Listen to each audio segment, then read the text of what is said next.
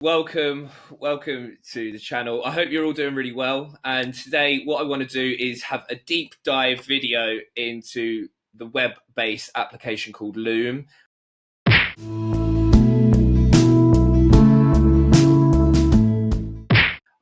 So today's video is actually going to be a series of things. So I'm primarily going to be looking at three different things. The first one is looking more into this web application Loom, its usefulness, in particular capacities.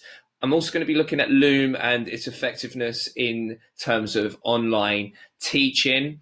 I'm also going to be talking about different applications you can use in order to maximize online teaching and online learning. So that will be also covering different applications that you can use in order to make a collaborative online learning platform for any of your students. I mean, I've been using Loom for a long time now. I've probably been using it for about 2.5 years. And the original use of when I started with Loom was to actually give some feedback to some of my clients via Cobb English.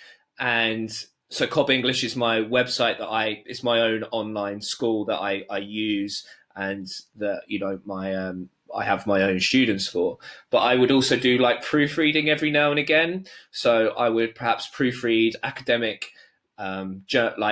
documents before they needed to be sent out, or perhaps I'd also be proofreading any CVs or stuff like that. So I'd be just giving feedback. Why would I use Zoom? Basically because it's just easier and simpler to give that information back via video. That's all it is, really. So I've been using it for a while, and when the epidemic came around, and when I realized I wouldn't be going back to China in a traditional classroom setting, I then turned my hand and looked towards Zoom. Loom. Turned towards Loom. If you don't know Zoom, you probably do by now, because mostly everyone is using Zoom. I'll look at that in another lesson, but I'm going to stick to Loom today. No, I turned my hand to Loom because I recognized that actually the difficulty our university had was trying to understand, we didn't have a platform set up. So some larger teaching organizations in China, for example, like profiteering traditional training centers, they might have, like EF might have a platform already set up for online learning, whereas my college and universities just didn't have anything. So I had to think a little bit outside of the box, really. And this led me to looking into Loom a little bit further, because the other thing is that in the online in the online area, I couldn't do live classes with any of my Chinese students, which really does suck, actually, because obviously it would be nice to have that option to have live classes.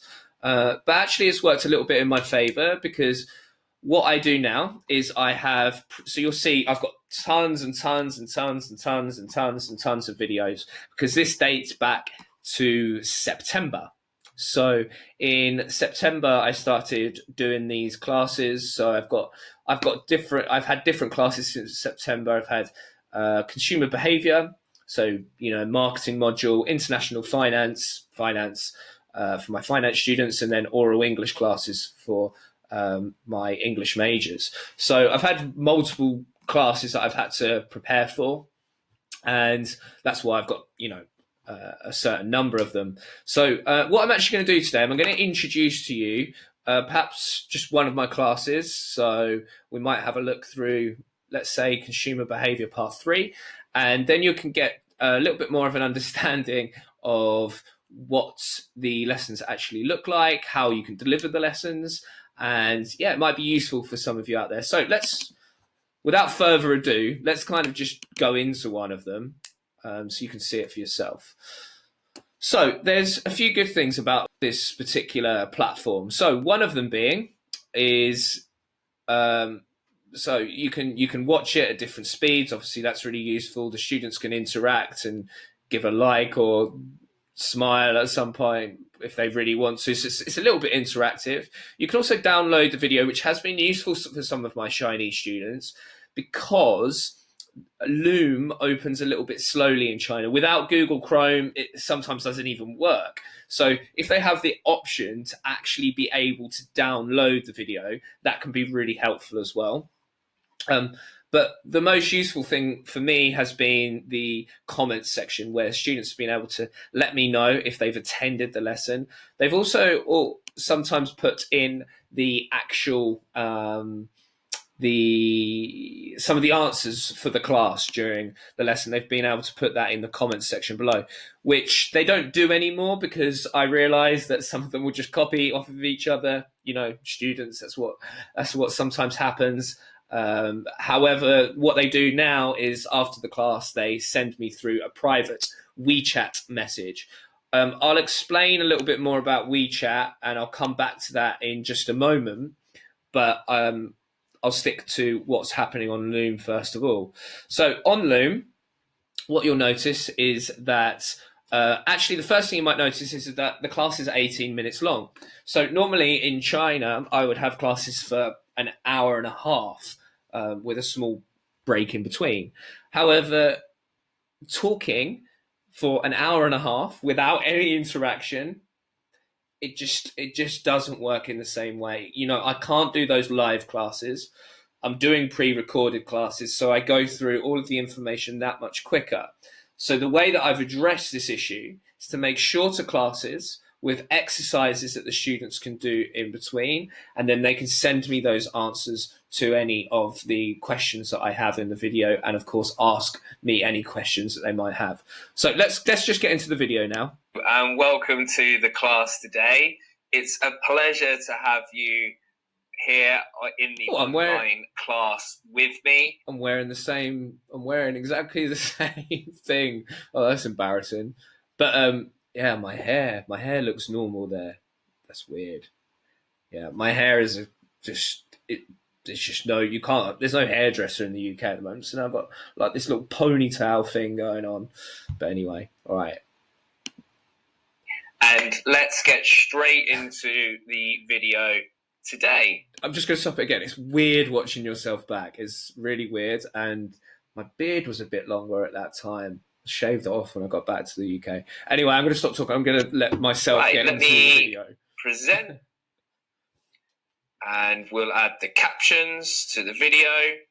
Okay, so this is just a demonstration of how your teaching and your methods in even an online capacity can change. So one of the difficulties my students have is their level of English is not really high enough to be able to understand complex marketing topics. You know, sometimes I'm talking about things like segmentation, segmenting the market, or perhaps, you know, demographics, psychographics, or socio-economic statuses. So in order to try and explain some of these points to the students, first of all, I need to give them vocabulary. But secondly, I decided to add captions to my video. And obviously, it doesn't always translate perfectly, but the Google Translate within the PowerPoint slides. So these are actually presented from Google Slides, because Microsoft PowerPoint doesn't have this function, but Google Slides does, is that you can get the captions straight into the video. You don't have to like upload them. They automatically translate. Super helpful. Excellent. I'll get the pointer up as well. So welcome to consumer behavior part 3. So actually, this is a quick recap. I want you to remember what we learned about in last semester's marketing lesson. Can you So you might be able to see there how it's translated. It's done it pretty well. It's not perfect at the beginning. It has that little like kind of lag and delay period of where it's like, oh, I don't know what you're saying. But generally speaking, it's pretty good. And actually, as you kind of get into your flow, I believe that I'm speaking quite succinctly and clearly so that it can understand what it is that I'm actually trying to say. Although, obviously, if if you've got an accent or something, it may not work for you. But of course, it's better than nothing. That's what I found.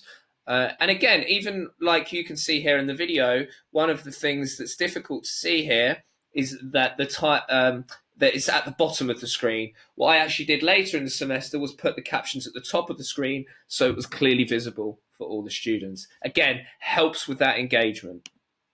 Remember, what did we learn about? Okay, so then what the students would do is they'd take a screenshot of either the PowerPoint that I'm sending them over or the PDF. And then they would actually, fill in this one. So we learnt about the hierarchy of needs, self-actualization, ego needs, Maslow, physical needs, right? So it gives them a good idea of, what we did. I'm going to skip it a little bit through because we don't need to go through all of that. Another idea that I do is I deliver all the vocabulary first, like straight off the bat. I'm delivering all of the vocabulary. So giving them the English, the simplified Chinese characters, and then, of course, the Chinese translation, and then the definition as well. What I've also done is looked at how to deliver this phonetically, so you can also look into doing that.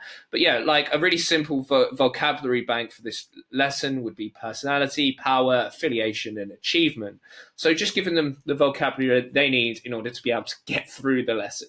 It's really important that this is delivered at the beginning because those are the words from experience, or at least that I would know, that would throw the students off and perhaps cause them to feel like, maybe they don't know certain things. And I don't want anyone to come away from my lessons feeling like, oh, well, I didn't know that, and that makes me feel bad. I want them to make sure that they've understood everything. That's really important because a lot about, in particular, language learning, but particularly with English, it's just a confidence thing. A lot of people feel kind of nervous because there's certain expectations to speak English. I don't know why these expectations are set. It might just be the kind of world that we're living in, but it's just giving the confidence to kind of go away and think, yeah, I can do this. I've got this. And that's what I want to give really to the students at the end of the day. And then, of course, you can add things like videos. You can watch this one. This is actually about a video about Mercedes-Benz. I'm going to see if it plays now. Loom's being a little bit slow. Come on, Loom. You can do it. Come on. You can do it. Okay. So sometimes you have to adjust, and this is one of those examples of where you need to adjust. So what the students do is when they've answered the questions to the video, they will then be put into the marketing group, where you'll find hundreds and hundreds of memes. But alongside that, I'll give them the video of which one they need to look, and then tell them, perhaps there's a reading task that they need to do or an activity they need to complete. And and then just chasing up with some of the students if they haven't done the work, just to make sure they do it. But WeChat is a really good tool. So for some of you for some of you that might be watching, you'll already know about China. You might already have experience with China. But for those that don't, WeChat is essentially WhatsApp on steroids. It's really good. And I use it all the time when I'm in China. I even use it a little bit when I'm back in the UK now. Not as often as when I was in China. I'd be, updating my status every now and again in China. But it's a really good application for a few reasons. I'm going to talk about it in the context of the online teaching capacity. I'm not going to go into all of the other reasons why WeChat is good and perhaps some of the security issues around it. I don't want to talk about that today. But I do want to talk about how it's useful in an online teaching capacity. So what you're able to do is you're able to get all of the groups in together. And so, for example, this is my Marketing 2 group. So all of my students in Marketing 2 are signed up to here. So what it means is I can distribute my links, classes, activities, worksheets really, really easily via WeChat. And the students can then simply click on the link, follow it, and be able to get into the video. Any questions that they might have, they can either pose in the group chat if it's applicable on a group level, or they can also private message me as well One of the only downsides that I do have with WeChat is that when the work's been sent through, unless you download it straight away, sometimes it disappears or just expires if you don't open up the document straight away. So the way that I've combated this is getting them to also send me by email as well. So getting them to send me by WeChat, so I've got some sort of record and log of the communication that I've got with the student, but also getting them to send it via email. So I've also got the document there if I need to, and pull it out and pull it up whenever I need to as well. So those are my suggestions in order to keep some sort of real communication with the students as well. So that's one example. The other thing that I'm going to see if this works now. Oh, here you go.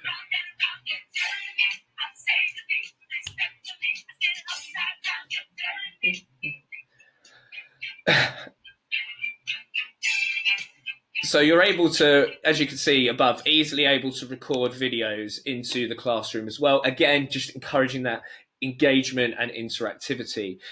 One of the other things that I'm going to introduce, and the last thing that I'm going to introduce you today, is a platform called Kahoot. And Kahoot is really, really useful. Again, all of these things at the moment are fantastic because there's a lot of premium features and versions that we've got here. So we've got, for example, Loom is premium at the moment. So with Loom, you're able to get as many downloadable videos. I should have mentioned this perhaps at the beginning of the video, but you're able to get as many downloadable videos as you want, which is really, really good because obviously I don't know how many classes I'm going to be producing at the moment, how many videos I'm going to have to produce for the foreseeable future. So that's been really, really helpful for me. But coming back to Kahoot now, Kahoot, you can also get a premium version of it, particularly if you're working for an educational institution or whatever. And I'm using Kahoot in order to ask questions to my students. I then essentially all I do is you would just press play and then you just assign a link to the students, and then they'll do that. And then after the class, I'll get a report on their learning. So I can just simply click on my reports and then it will load up.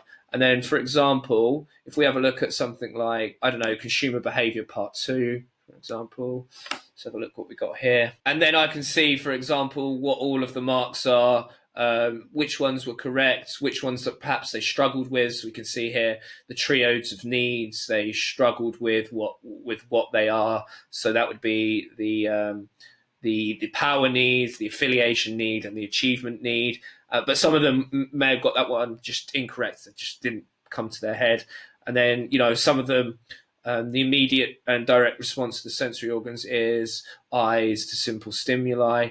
So some of these things that they would have got correct, and some of them, okay. And then this one, for example, the second most important sensation, just a few of them got that correct. So some of these areas that they just perhaps need to know more about, or perhaps some of their weak points, some of their pain points that we need to work on. So some really useful advice in there for me as a teacher to know where my kind of students are at and the level they're at. I can also see who hasn't finished. Maybe they also haven't finished because, again, something like Kahoot doesn't necessarily work that well in China. So it's something you might need to consider. Some of these applications do run a little bit slowly, but that's why it's important to have that WeChat chat so we can then work through the problems together, because some students will have advice for the other ones. So yeah, guys, I'm going to leave it there because I don't want this video to go on and on and on. I wanted to just share with you some of the things that I'm doing in an online teaching capacity. That's all. I just want to try and give some value to perhaps others who are trying to think of ways, outside of the box, outside of the traditional ways of teaching. And I mean, even you could even apply some of these things, even if it's not, for Chinese students, you can apply this even in the UK and South Korea and Taiwan, wherever, these things can also apply to other places. Instead of a WeChat group, you just have a WhatsApp group, or you would find another platform in order to be able to do that. But these are all potential options. Yeah, it would be really interesting to get kind of what you guys are doing. And if you're teaching online at the moment, particularly with Chinese students, is there a method or approach that you're using? Is it different for you? Because perhaps, you know, if you're with an organization, for example, like EF, English First, which is one of the largest training providers in China, they will actually have an online dedicated platform for this anyway. Whereas I didn't have access to anything like that, and I know a lot of you guys won't also have access to something like that. So yeah, it'd be really interesting to get any of your guys' thoughts. And yeah, take care, look after yourself, and I'll see you in the next video. And if you haven't liked or subbed already, what do you think you're doing? Make sure you like, make sure you sub, and I'll see you guys next time. Take care. Bye bye.